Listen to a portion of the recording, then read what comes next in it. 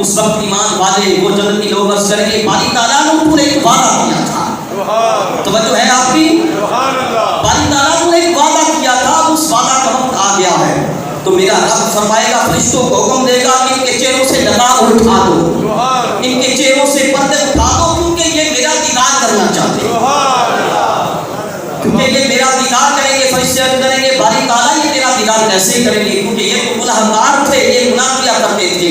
رب حکم دے گا تم پردے اٹھا دو، کیونکہ یہ ذکر الہی کرنے والے ہیں،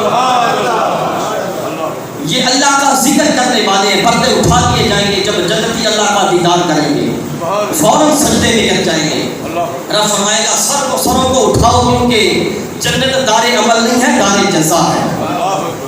دار جزا ہے. آج تمہیں انعام دیا جانا ہے، آج تجھے نوازا جانا ہے، آج تم پہ کرم فرمایا جانا ہے. اب کیا ہوگا اس کے بعد؟ وہ جنتی لوگ بے کیف میرے رب کو دیکھیں گے، میرے رب کا دیدار کریں گے. رب تعالیٰ فرمائے گا سلام علیکم عبادی، اے میرے بندو تم پہ سلام ہو. تھک تو نہیں گئے آپ؟ اے میرے بندو تم پہ سلام ہو. فقط رضیت عنکم فہل رضیتم عنی، فرمائے گا تم پہ میرے بندو سلام ہو، اور ساتھ فرمائے گا میں تم سے راضی ہوں. میرے بندو کیا تم بھی مجھ سے راضی ہو؟ محترم حاضرین، میں نے آپ کے سامنے قرآن کریم کی ایک آیہ کریمہ تلاوت کرنے کا شرف حاصل کیا، جس میں خالق کائنات ارشاد فرماتا ہے فاذکرونی اذکرکم واشکروا لی ولا تکفرون، کہ تم مجھے یاد کرو میں تمہیں یاد کروں گا، تم میرا ذکر کرو میں تمہارا چرچا کروں گا.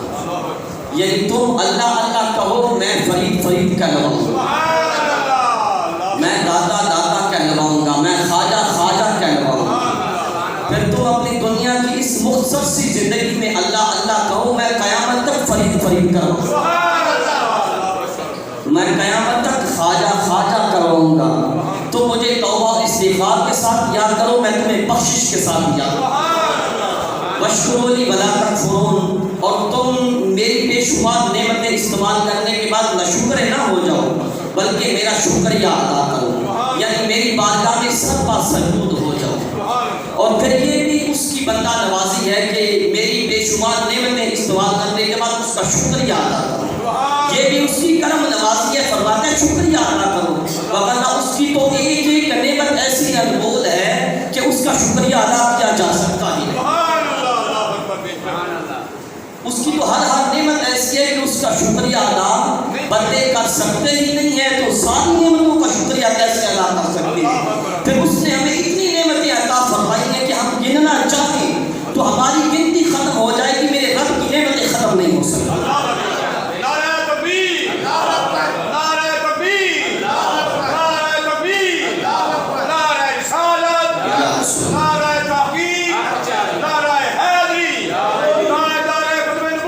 زندہ باد زندہ باد زندہ باد زندہ باد. وہ خود فرماتا ہے بھائی تعودوا نعمت اللہ لا تحصوها، اگر تم اللہ کی نعمتوں کو شمار کرنا چاہو تو شمار نہیں کر سکتے. بس اس نے دیکھنے کے لیے ہمیں آنکھیں عطا فرمائی، سننے کے لیے کان عطا فرمائی، سونگھنے کے لیے ناک دیا، پکڑنے کے لیے ہاتھ عطا فرمائی، چلنے کے لیے پاؤں عطا فرمائی. آنکھوں کی قدر اس سے پوچھئے جو اس نعمت سے معلوم ہے، اور پھر کانوں کی نعمت اس سے پوچھئے کہ جو سننے سے معلوم ہے.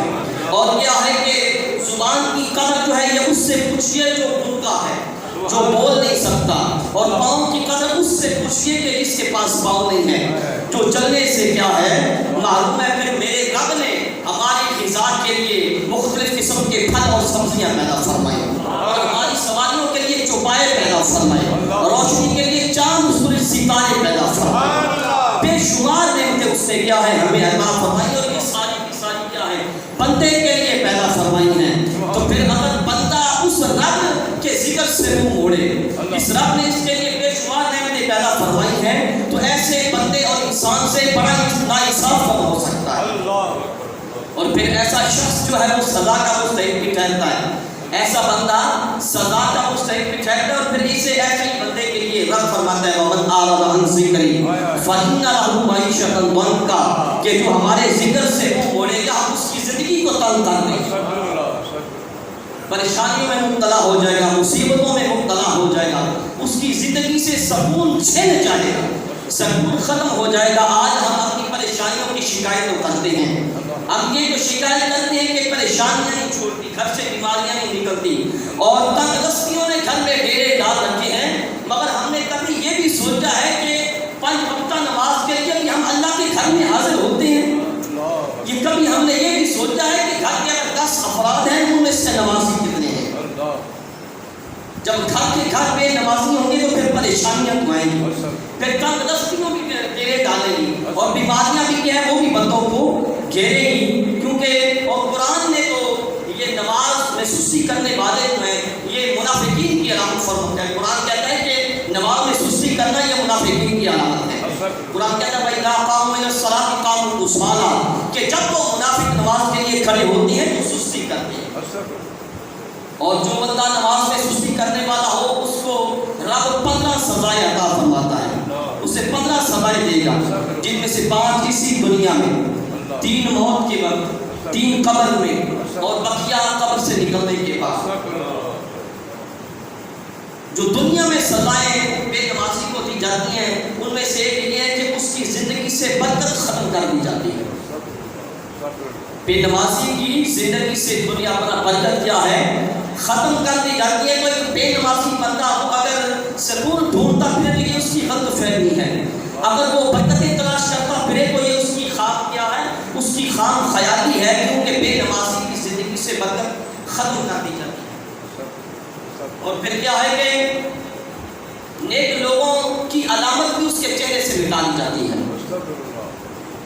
نیک لوگوں کی علامت جو ہوتی ہے بے نمازی کے چہرے سے وہ بھی مٹا دی جاتی ہے. یہ اس کے چہرے پہ کوئی رونق نہیں ہوتی، اس کے چہرے پہ کوئی روشنی نہیں ہوتی، اور پھر بے نمازی جو ہے اس کی دعا بھی قبول نہیں ہوتی، اس کی دعا بھی قبول نہیں ہوتی، اور اللہ تعالیٰ اس کو کسی عمل کا بھی اجر نہیں دیتا.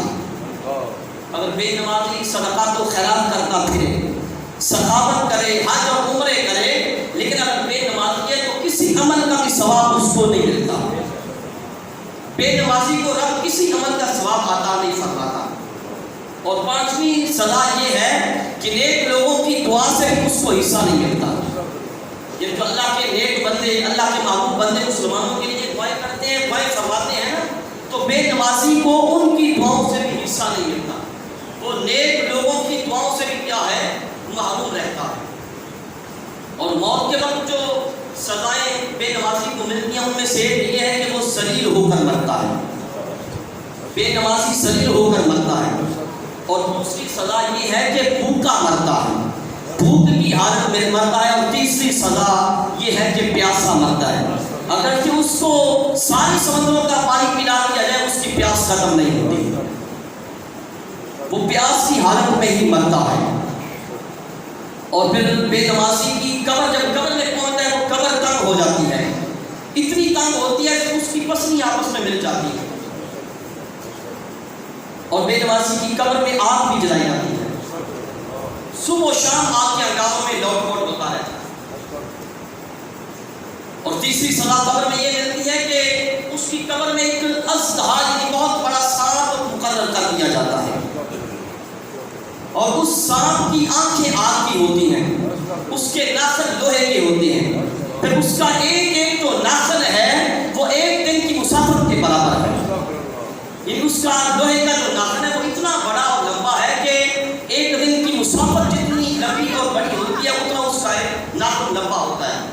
اور وہ اژدہا اسے کہتا ہے بے نمازی کو کہ میرے رب نے تجھے اس لیے تجھ پہ مقرر کیا ہے کہ تجھے میں اس لیے سزا دوں کہ تو نے فجر کی نماز کو طلوع آفتاب تک نہیں پڑھا.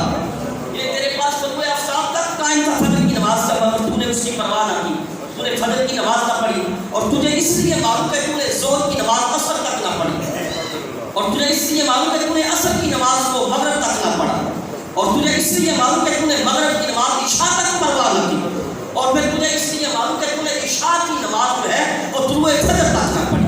یعنی تیرے پاس اتنا ٹائم تھا ساری رات قائم تھا مگر تو نے اس کی پرواہ نہ کی. تجھے اس لیے معلوم. اور پھر کیا ہے کہ وہ اژدہا جب اس کو ایک مرتبہ ڈستا ہے تو بے نمازی 70 کا زمین میں دھنس جاتا ہے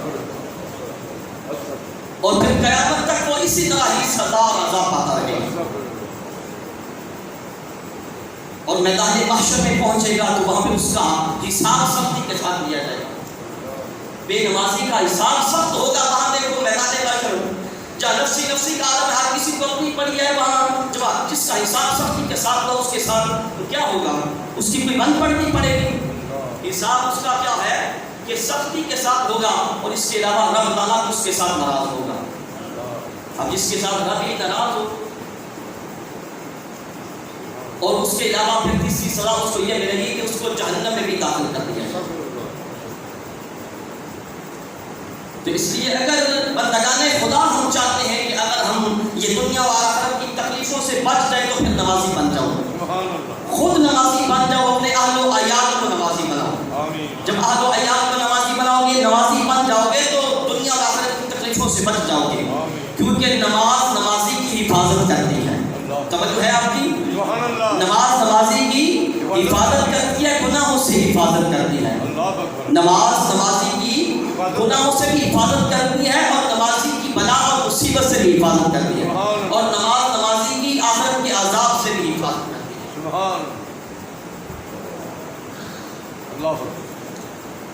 زہر الریاض میں یہ لکھا ہوا ہے کہ بلکہ میرے حضور نے فرمایا کہ جب بندہ اول وقت میں نماز پڑھتا ہے اس کی نماز آسمان پر بلند ہوتی ہے. اور آقا کریم نے فرمایا کہ عرش تک اس نماز کے ساتھ ساتھ نور رہتا ہے.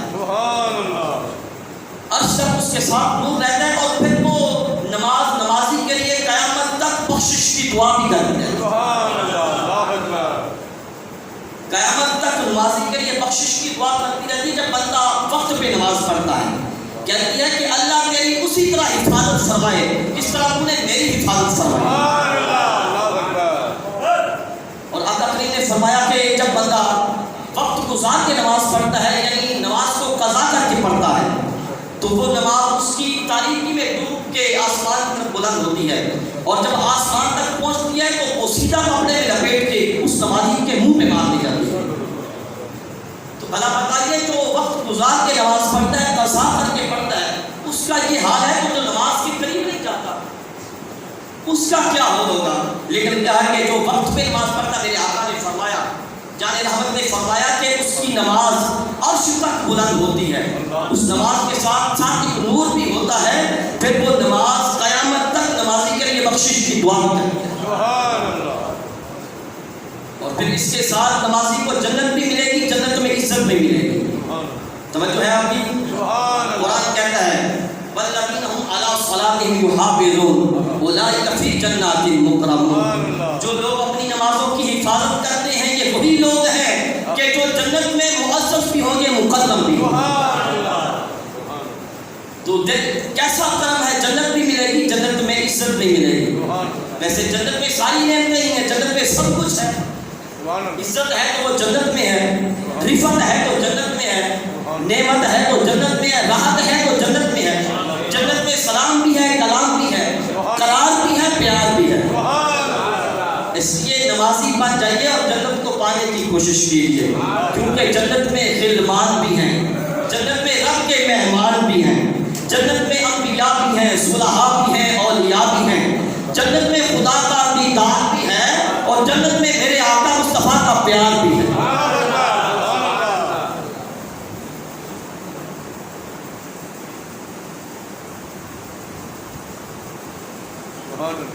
امام ابن سیرین جلیل القدر تابعی آپ تو یہاں تک فرماتے ہیں کہ اگر مجھے جنت اور 2 رکعت نماز میں اختیار دیا جائے, توجہ ہے آپ کی, فرماتے ہیں کہ مجھے اختیار دیا جائے کہ ابن سیرین کا دل چاہے تو جنت میں چلا جائے, دل چاہے تو 2 رکعت نماز پڑھ لے. جلیل القدر تابعی ہیں.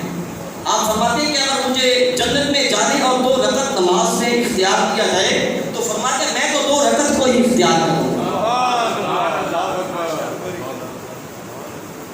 نماز رب کی کیسی نعمت ہے, رب کا حکم بھی ہے, رب کا کرم بھی ہے. کیسی نعمت ہے کہ جلیل القدر تعبیر فرماتے ہیں کہ جنت میں نہیں جاؤں گا تو رکعت نماز پڑھوں. اللہ اکبر اللہ. آج ہم کیسے ناشکرے ہیں. دن میں 5 مرتبہ ہمیں رب تعالیٰ موقع عطا فرماتا ہے. رب تعالیٰ کے گھر سے آواز آ رہی ہوتی ہے حی علی الصلاۃ حی علی الفلاح. آؤ مسلمانوں یہی کامیابی ہے. آؤ نماز کی طرف یہی کامیابی ہے, کامیاب ہو جاؤ گے.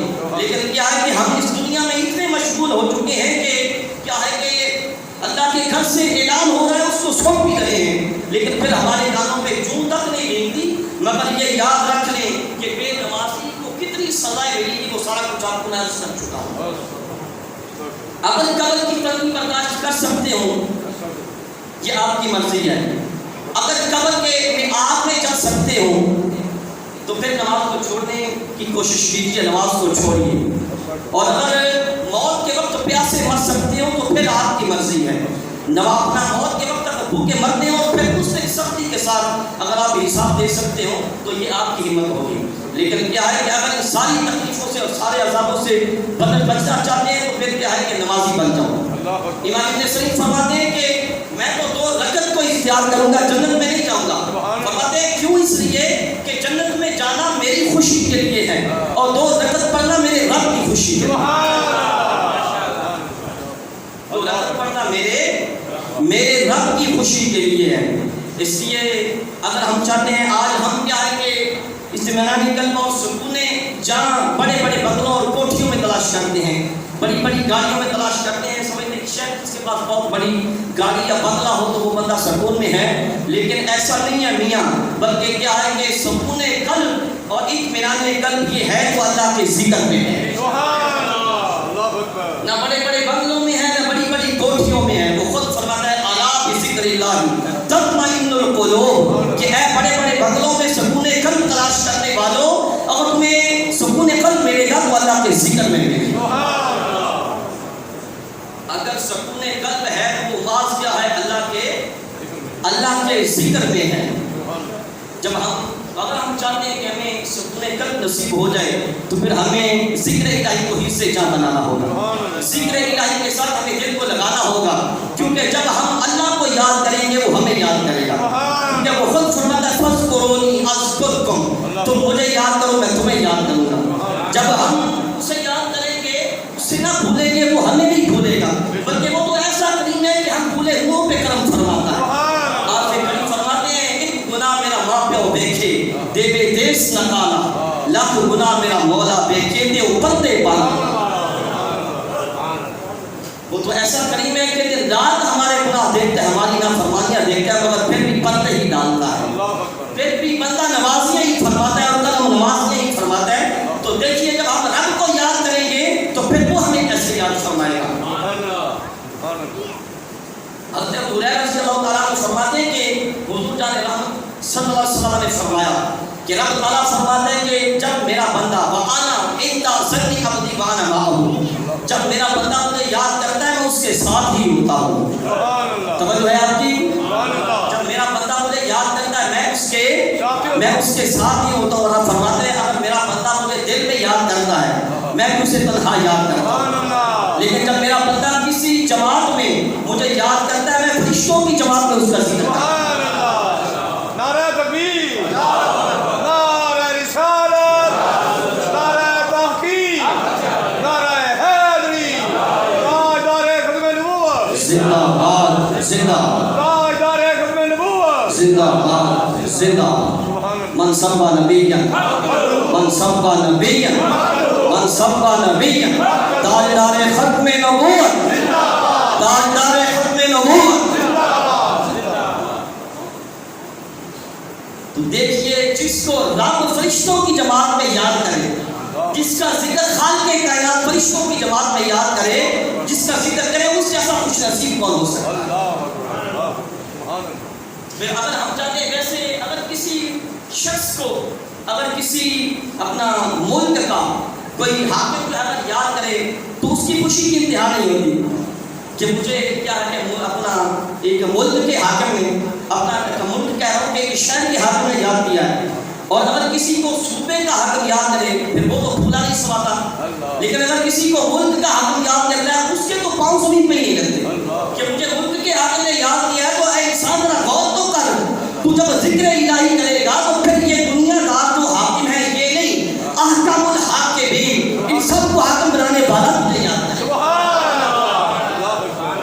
سب حاکموں کا حاکم کو یہ یاد کرے گا۔ ظاہر الریاض کی ہے، آقا کریم نے فرمایا کہ جب جنتی جنت میں جائیں گے تو فرشتے ان کے سامنے طرح طرح کی نعمتیں پیش کریں گے، ان کے لیے فرش بھی بچھائے جائیں گے، ممبر بھی رکھے جائیں گے، اور طرح طرح کے مختلف قسم کے کھانے اور پھل جنتیوں کے سامنے رکھے جائیں گے۔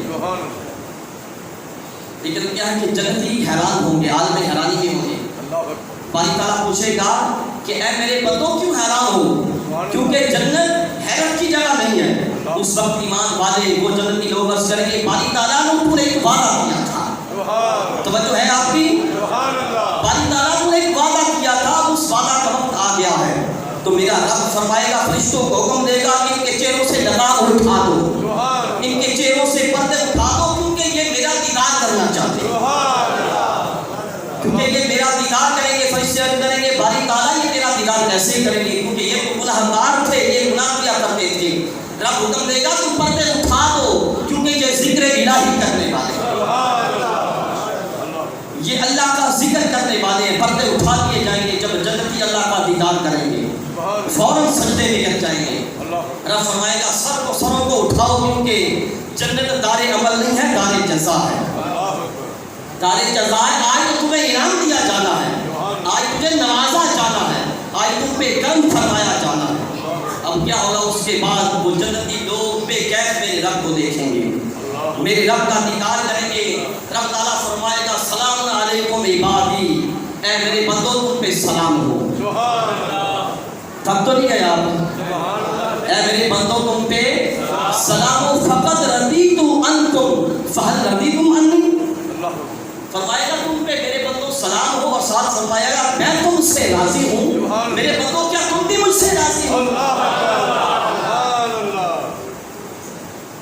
وہ جنتی لوگ عرض کریں گے باری تعالیٰ ہم کیسے راضی نہ ہوں، تو نے ہمیں ایسی نعمتیں عطا فرمائی ہیں جن کو آج تک کسی آنکھ نے دیکھا نہیں ہے، کسی کان نے سنا نہیں ہے، حتیٰ کہ کسی دل میں بھی ان کا خیال بھی نہیں گزرا۔ تو مطلب کیا ہے کہ ذکر الہی کرنے والوں کو جنت بھی ملے گی، جنت میں خدا کا دیدار بھی ملے گا، خدا کا پیار بھی ملے گا، خدا کی رضا بھی ملے گی، کیونکہ جب بندہ خدا کا ہو جاتا ہے تو خدا اس بندے کا ہو جاتا ہے، جو بندہ خدا کا ہو جائے خدا اس بندے کا ہو جاتا ہے۔ حضرت موسیٰ علیہ السلام ایک مرتبہ بکریاں چراتے چراتے ایک ایسے جنگل میں جا پہنچے جہاں پہ بھیڑیے بہت تھے، آپ کو تھکاوٹ بھی تھی، تھکاوٹ کی وجہ سے ان کا غلبہ بھی تھا، لیکن آپ نے سوچا کہ اگر بکریوں کے لیے یہ بانی نہیں کرتا تو بھیڑیے تو بکریوں کو چھوڑیں گے نہیں، بھیڑیے بہت تھے وہاں۔ آپ نے آسمان پر منہ اٹھایا، دعا پڑھی، دعا پڑھ کے آپ سو گئے۔ جب سو کے اٹھے بیدار ہوئے دیکھ کے حیران رہ گئے کہ بھیڑیا آپ کا آسان کندھے پہ بیٹھے ہوئے آپ کی بکریوں کی نگرانی کے بانی کرے۔ بھیڑیا بکریوں کی نگرانی کر رہا ہے، حیران ہوئے یا باری تعالیٰ یہ کیا ہے؟ تو فرمایا اے موسیٰ تم ویسے ہو جاؤ کہ جیسے میں چاہتا ہوں، جب ایسا ہو جائے گا تو پھر میں ویسا ہو جاؤں گا جیسے تم چاہتے ہو۔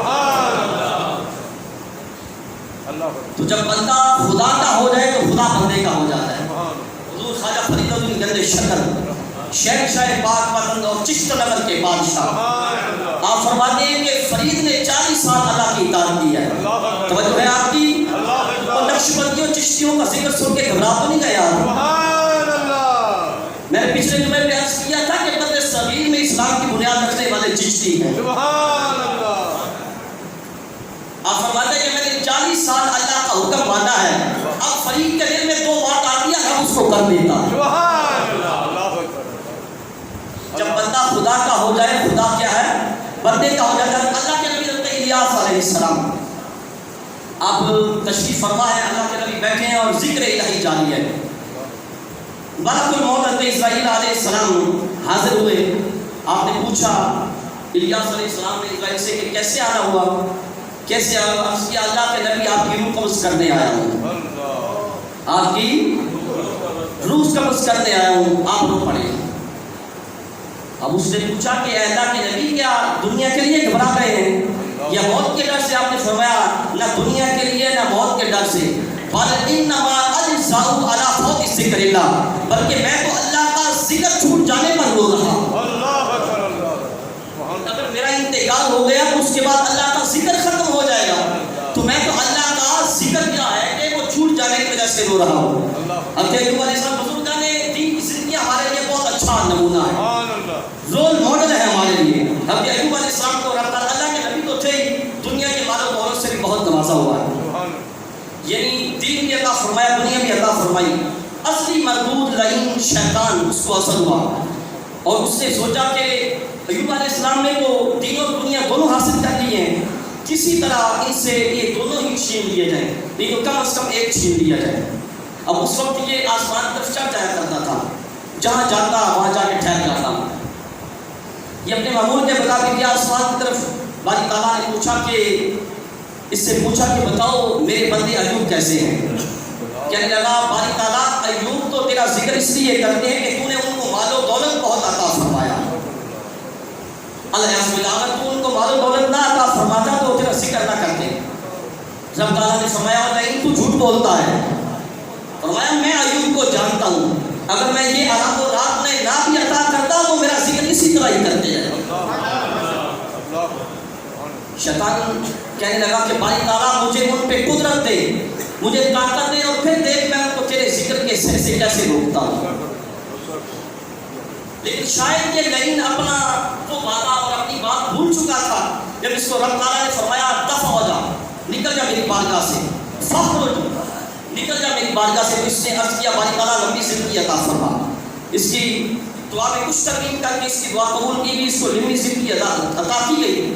تو یہ جب نکلنے لگا تو اس نے اللہ تعالیٰ کی بارگاہ میں عرض کیا تھا کہ تیرے رستے پہ بیٹھوں گا, تیرے رستے پہ آنے والوں کو پہچاؤں گا, لیکن جو تیرے خاص بندے ہیں وہ میرے قابو پہ نہیں آئیں گے, ان پہ میرا قابو نہیں چلے گا. شاید یہ مردود وہ بات اپنی بھول چکا تھا, اس لیے کہنے لگا کہ مجھے طاقت دے, ان پہ پھر دیکھ تیرے ذکر کے سے کیسے روکتا ہوں. اللہ تعالیٰ نے اس کو دے دی, ایوب علیہ السلام کی روح کے علاوہ ہر چیز پہ قدرت دے دی, مسلط کر دیا. اب یہ آیا نیچے دریا کے کنارے کھڑے ہو کے, اس نے ایک زوردار چیخ ماری, جس کو سن کے تمام جن اور اس کے چہرے چمکے سارے اس کے پاس جمع ہو گئے, اور اس کو کہنے لگے استاد جی خیر تو ہے, ایسی چیخوں پکار کر رہے ہو. تو یہ کہنے لگا کہ میں نے آدم علیہ السلام کو جنت سے نکلوایا تھا, اب ایوب علیہ السلام کو بارگاہ الہی سے دور کرنا ہے, اس لیے ان کی اولاد پہ اپنا ان کا مال و اولاد سارا تباہ و برباد کر دو. ان کو کہہ کے خود ایوب علیہ السلام کے پاس پہنچا, اور اللہ کے نبی اس وقت نماز پڑھ رہے تھے, اللہ کی عبادت کر رہے تھے. توجہ ہے آپ کی, اللہ کے نبی نماز پڑھ رہے تھے, اللہ کی عبادت کر رہے تھے, اور آپ کے پاس کہنے لگا اے ایوب تم یہاں نماز پڑھ رہے ہو, گھر جا کے تو دیکھو اللہ نے ایک آگ نازل کیا, اس نے تمہارا سارا مال ہی جلا کے رکھ دیا ہے. آپ نے کوئی توجہ نہ فرمائی. اللہ کے نبی تھے, نبوت کی نگاہ سے دیکھتے رہتے. پھر کیا ہے کہ اللہ کے جو محبوب بندے ہوتے ہیں ان کو ذکر خدا, ان کو تو رب سے اور رب کے ذکر سے غرض ہوتی ہے. آپ نے اس کی بات کا کوئی جواب نہ دیا. جب نماز سے فارغ ہوئے تو آپ نے فرمایا الحمدللہ الذی آتانی ثم اخذ منی, فرمایا تمام تعریفیں اس اللہ کے لیے ہیں جس نے مجھے مال دیا اور پھر مجھ سے لے لیا. شیطان کو یہ فرما کے پھر نماز میں مشغول ہو گئے. اب شیطان نا امید ہو کے منسلک ہو کے آیا واپس. اس وقت آپ کے 14 بچے تھے ایوب علیہ السلام کے, جن میں سے 8 بیٹے تھے اور 6 بیٹیاں تھیں, اور ان کا معمول یہ تھا کہ ہر روز ان میں سے کسی ایک بھائی کے دسترخوان پہ مل کے کھانا کھایا کرتے تھے. اس سے تو بڑے بھائی کے ہاں ان کے گھر دسترخوان پہ کھانا کھا رہے تھے, سارے شیطان وہاں جمع ہو گئے, کیونکہ سارے کٹھے کے دسترخوان پہ سب کے اوپر چھت گرا دی. کسی کے منہ میں لقمہ ہے, کسی کے ہاتھ میں پیالہ ہے, سارے انتقال کر رہے. ایوب علیہ السلام کی اولاد سب کو سمیت چھت کے نیچے دبا کے مار دیا. پھر آیا ایوب علیہ السلام کے پاس پہنچا, آپ اسی طرح نماز پڑھ رہے ہیں, اور آ کے کہنے لگا ایوب تم یہاں اللہ کی نماز پڑھ رہے ہو, ادھر اللہ نے تمہاری اولاد پہ چھت گرا دی ہے. آپ نے کوئی جواب نہ دیا. جب سلام پھرا نماز سے فارغ ہو کر وہی ارشاد فرمایا الحمدللہ الذی آتانی ثم اخذ منی, فرمایا تمام تعریفیں اللہ کے لیے جس نے مجھے یہ سب کچھ دیا تھا اور پھر مجھ سے لے لیا ہے. ہمارے بزرگوں کی زندگی ہمارے لیے رول ماڈل ہے، بہت اچھا نمونہ ہے. سبحان اللہ. اور ساتھ فرمایا کہ مال بھی فتنہ ہے اور اولاد بھی فتنہ ہے. اگر اللہ نے مجھ سے یہ سب کچھ لے لیا ہے تو میں بہت راضی ہوں، میں بہت راضی ہوں، اور ہر بات سے میں بے فکر ہو کے اپنے رب کی یاد کروں. اب نہ امید ہو کے ذلیل ہو کے پھر لوٹ گیا. آپ پھر نماز میں مشغول ہو گئے، پھر واپس لوٹ آیا. جب آپ نے سجدہ فرمایا تو اس لعین نے ایک ایسی پھونک ماری آپ کی ناک میں اور منہ میں کہ اس سے آپ کا تمام بدن پھول گیا. یہ اللہ کی طرف سے امتحان شروع ہو رہا تھا. پہلے تو بہت زبردست پسینہ آیا، پھر تمام بدن جو تھا وہ بھاری ہو گیا. آپ کی اہلیہ حضرت رحمت رضی اللہ تعالیٰ عنہ عرض کرنے لگی کہ آقا آپ کو یہ مال و اولاد کا یہ غم کی وجہ سے اور ساری رات ذکر الہی کرنے کی وجہ سے آپ کی طبیعت خراب رہتی ہے، اس وجہ سے آپ تھوڑا آرام کر لیا کریں تاکہ آپ کی طبیعت ٹھیک ہو جائے. لیکن حقیقت کا نہیں پتہ تھا کہ یہ رب کی طرف سے آزمائش شروع ہو رہی ہے، یہ رب کی طرف سے امتحان تھا. اب کیا ہوا اس کے بعد آپ کے بدن پہ چیچے بھی نکلی اور سر سے لے کر پاؤں تک سارے حصوں پہ پھیل گئی. بدن سے پیپ بہنے لگی، زخموں میں پیپ پڑ گئی، پیپ بھی پڑ گئی، کیڑے بھی پڑ گئے. اور 18 سال تک یہی حالت چلی، 18 سال تک یہ امتحان چلا. اگر آپ یہاں پہ آپ کے عشق کی اور محبت الہی کی بات ایک مرتبہ پھر سنا دوں. جب آپ سے یاد ہو گئے نا تو آپ سے کسی نے یہ پوچھا کہ حضرت آپ نے بیماری کا دور بھی دیکھا ہے، آپ سے یاد بھی ہو گئے ہیں، تو بتائیے کہ دونوں میں فرق کیا پایا. آپ نے فرمایا سے اللہ کی رحمت ہے، لیکن کیا ہے کہ بیماری کا مزہ ہی کچھ اور تھا. کہا وہ کیسے؟ کہا جب بیمار تھا بدن زخموں سے بھرا ہوا تھا اور زخموں میں کیڑے تھے. جب کیا ہے کہ کیڑا کاٹتا تھا رات کے وقت اور زخموں میں ٹیس اٹھتی تھی، انگ انگ تکلیف سے دکھ جاتا تھا، تو مولا مجھ سے پوچھا کر رہا تھا میرے بندے ایوب تیرا کیا حال ہے؟ تو کہتے ہیں بس رب کا ایک مرتبہ پوچھتا تھا کہ ساری رات اسی نشے میں گزر جاتی. جب صبح تکلیف شدت اختیار کرتی ایک مرتبہ صبح پوچھ لیتا تھا، سارا دن اسی نشے میں گزر جاتا. تو عرض یہ کر رہا تھا سارے بدن پہ زخم ہو گئے، کیڑے پڑ گئے، پیپ بہنے لگی، صرف زبان اور دل جو ہے یہ باقی ہیں.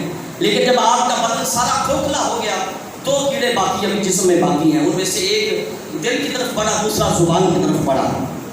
تو انہوں نے زبان اور دل کو کاٹا نہ تو پھر رب کی بارگاہ میں عرض کیا باری تعالیٰ انی مسنی الضر وانت ارحم الراحمین. باری تعالیٰ مجھے تکلیف پہنچی ہے اور تم سب سے زیادہ رحم فرمانے والا. یہ خیال نہیں کہ یہ آپ نے شکوہ نہیں کیا تھا، یہ صرف اس لیے کیا تھا کہ باری تعالیٰ میں تیری ہر مصیبت پہ صبر کرنے کے لیے تیار ہوں، اور میں نے صبر کیا. لیکن اس وقت جب تک میرے دل میں تیری محبت رہے گی اور میری زبان میں تیرا ذکر رہے گی.